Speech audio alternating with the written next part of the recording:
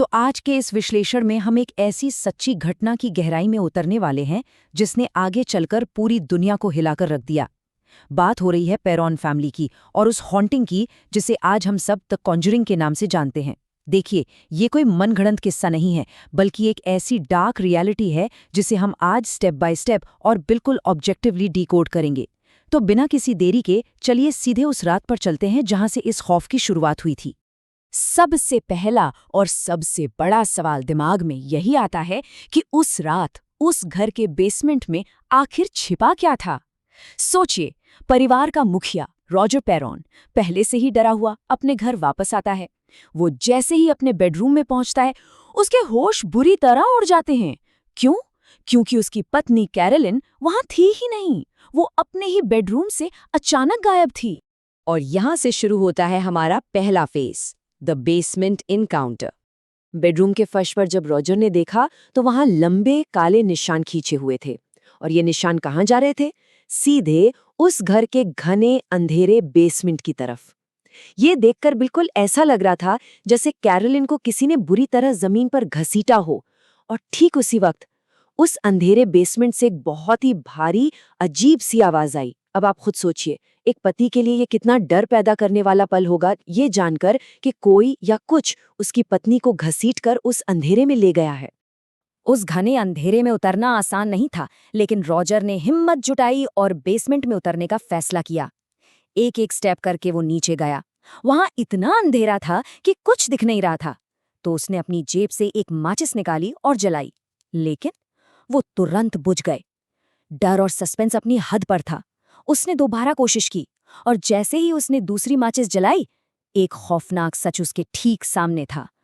The ghost of Bathsheba was standing right in front of him. जी हाँ, ठीक उसके सामने। जैसे ही उस दूसरी माचिस की रोशनी हुई, उसने देखा कि बैथशेबा की आत्मा ठीक उसके चेहरे के सामने खड़ी थी। ये रिवील इतना ज्यादा भयानक था कि रॉजर बुरी तरह कांप उठा और उसके हाथ से वो जलती हुई माचिस छूट कर वापस उस घने अंधेरे में गिर गई। उसी घने अंधेरे में रॉजर की नज़र जमीन पर पड़ी, जहां कैरोलिन एक कोने में बेहोश थी। उसने बिना सोचे जल्दी से उसे उठाया और वहां से बाहर भागने लगा। लेकिन इस पूरी घटना में एक डिटेल है जो रोंगटे खड़ी कर देती है। जब रॉजर कैरोलिन को उठाकर ले जा रहा था, तब भी उसे अपनी पीठ पर एक अजीब सा बोझ महसूस हो रहा था। उसे साफ पता था कि बैथशेबा की आत्मा वही खड़ी है और उसे लगातार घूर रही है। इसके बाद शुरू होता है दूसरा फेज, द वॉरेन्स अराइव। जब हालात बिल्कुल बेकाबू हो गए तो असाधारण डर से निपटने के लिए इन पैरानॉर्मल एक्सपर्ट्स को आखिरकार बुला लिया गया। लेकिन जब तक एड और लोरेन वॉरेन वहां पहुंचते, कैरोलिन की हालत बेहद खराब हो चुकी थी। ये डिटेल सच में डीपली डिस्टर्ब करने वाली है। उसका चेहरा पूरी तरह से अकड़कर ट्विस्टेड हो गया था। और सबसे भयानक बात जानते हैं? वो घर के कोनों में अकेले बैठी रहती थी और मकड़ियां खाती थीं। ये किसी के भी फिजिकली और मेंटली टूटने की एक्सट्रीम सिम्टम्स थे। अब यहाँ एक बहुत बड़ा शिफ्ट आता है। इन्वेस्टिगेशन से पहले तक उस आत्मा का पूरा गुस्सा सिर्फ कैरोलिन तक ही सीमित था। लेकिन जैसे ही वॉरेन्स ने आकर एग्जॉर्सिज्म यानी आत्मा निकालने की क्रिया का बड़ा डिसीजन लिया, सब कुछ बदल गया। ये इंटरवेंशन ट्रेजेडी में तब्दील हो गया, क्योंकि वो स्पिरिट और भी ज्यादा गुस्से में आ गई और अब उसने डायरेक्ट घर की बच्चियों को टारगेट करना शुरू कर दिया। उन्हें बचाने का जो प्लान था वो पूरी तरह से उल्टा पड़ गया था। और यही चीज हमें इस विश्लेषण के सबसे डार्क हिस्से पर ले आती है, द फेल्ड एग्जॉर्सिज्म। ये वो केओटिक रात थी जिसने उस परिवार को पूरी तरह तोड़कर रख दिया। एग्जॉर्सिज्म की रात कैरोलिन को सेफली बेड से बांधा गया था ताकि वो खुद को नुकसान ना पहुंचाए, पर उस रूम में जो हुआ वो होश उड़ा देने वाला था। जब इन्वेस्टिगेटर्स रूम में एंटर करते हैं तो देखते हैं कि बेड बिल्कुल खाली है। कैरोलिन वहां से पूरी तरह गायब थी और अगले ही पल वो ठीक उनके पीछे खड़ी थी। अचानक से हुआ ये टेलीपोर्टेशन या वैनिशिंग एक्ट इतना शॉकिंग था कि खुद पैरानॉर्मल एक्सपर्ट्स भी डर के मारे जम गए थे। उस वक्त कैरोलिन बिल्कुल किसी के काबू में नहीं थी। वो हवा में उड़ रही थी, उसके बाल पूरी तरह बिखरे हुए थे और सबसे खौफनाक चीज, उसकी आंखों से आई बॉल्स पूरी तरह गायब थे। उनकी जगह पर आंखें तेज लाल चमक रही थीं। उसके मुंह के जबड़े दोनों तरफ से इतनी बुरी तरह खींचे जा रहे थे मानो उसके मुंह के लिटरली 2 हिस्से हो जाएंगे। ये पोजीशन एकदम अपनी एक्सट्रीम अननेचुरल स्टेज पर पहुंच चुका था। जैसे कि सोर्सेज बताते हैं, Bathsheba had completely taken over her. एक सेकंड के लिए रुकिए और इस सच की गहराई को समझिए। ये जो चीज वहां थी, ये अब किसी भी तरह से कैरोलिन नहीं थी। बैथशेबा ने पूरी तरह से फिजिकली और मेंटली उस पर अपना एब्सोल्यूट कब्जा जमा लिया था। एंटिटी की पावर इतनी मैसिव हो चुकी थी कि पूरा का पूरा घर ही जोर जोर से वायलेंटली हिलने लगा था। दीवारें कांप रही थीं। एक तरफ ये एनवायरमेंटल केओस था और दूसरी तरफ वॉरेन्स डेस्परेटली लगातार मंत्र पढ़ रहे थे ताकि इस डार्क एनर्जी से किसी तरह लड़ा जा सके।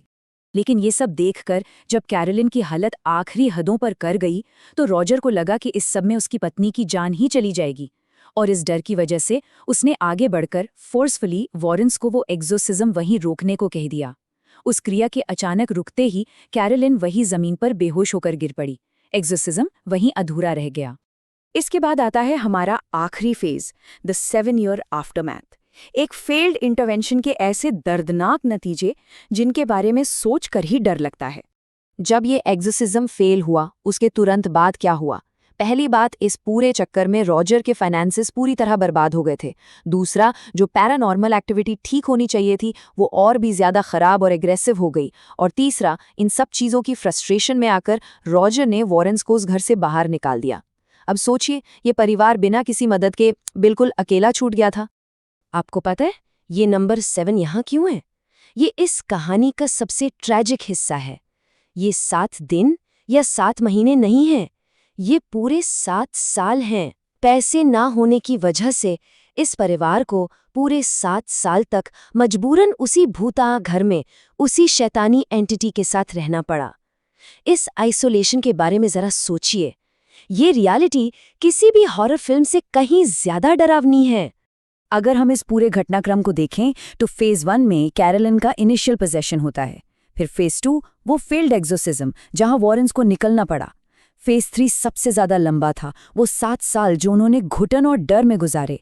और फाइनली फेज 4 जब उन्होंने किसी तरह पैसे जमा किए और वहां से एस्केप कर पाए। ये क्रोनोलॉजी हमें बताती है कि उनका स्ट्रगल कितना ज्यादा लंबा था। लेकिन अब पूरे विश्लेषण को समाप्ते हुए हम एक बहुत ही इम्पॉर्टेंट सवाल पर आते हैं। क्या किसी हॉन्टेड घर से दूर चले जाना सच में मायने रखता है? मेरा मतलब है, अगर वहां की एंटिटी ने ये तय कर लिया हो कि वो आपको नहीं छोड़ेगी, तो क्या घर बदलने से आप आजाद हो जाएंगे? क्योंकि इस पूरी कहानी का सबसे बड़ा और ट्रैजिक सच यही है कि 7 साल बाद जब उस परिवार ने आखिरकार उस घर को छोड़ दिया था, तब भी वो आजाद नहीं हुए थे। बैथशेबा की आत्मा ने उनका पीछा किया और आने वाले कई सालों तक उन्हें परेशान करती रही। सिर्फ फिजिकल घर बदल लेने का मतलब ये नहीं था कि नाइटमेयर खत्म हो गया। तो आखिर में सवाल ये उठता है, क्या इंसान इन डार्क फोर्सेस से कभी पूरी तरह आज़ादी पा सकता है? ये वही सवाल है जो दिमाग में काफी देर तक घूमता रहेगा। आज के इस विश्लेषण में बस इतना ही।